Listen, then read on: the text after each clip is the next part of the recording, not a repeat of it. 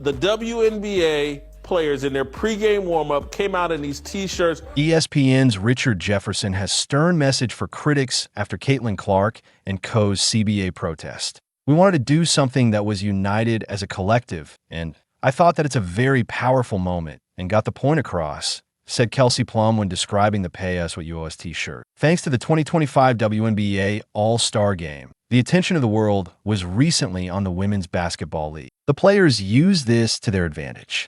From Plum and Caitlin Clark to Angel Reese and Paige Bakers, all 2025 All-Stars came dressed in those t-shirts during the warm-up leading up to the All-Star Game between Team Clark and Team Collier. While the WNBA squad was united in their message, not everyone took it well. For those who didn't, Richard Jefferson has a message. The former NBA player turned ESPN analyst took to his official Instagram account to share a story with his 540,000 followers. He highlighted a post made by content creator Joey Vance about the Pay Us What You Owe Us message. Vance didn't hold back in criticizing Caitlin Clark and company, saying that Vance thought that the players should be crawling on their knees and thanking the league for at least keeping the lights on. The content creator made it clear that he supports women's sports and wants them to succeed, but doesn't want the players to skip the building phase. He even used a Kevin O'Leary reference to make his point. Vance had several supporters, but Richard Jefferson wasn't one of them. Highlighting Jefferson's IG story on his own IG story, the content creator wrote, "Faced with tears of joy at Richard Jefferson, you of all PPL know the truth. Out of here, brudda.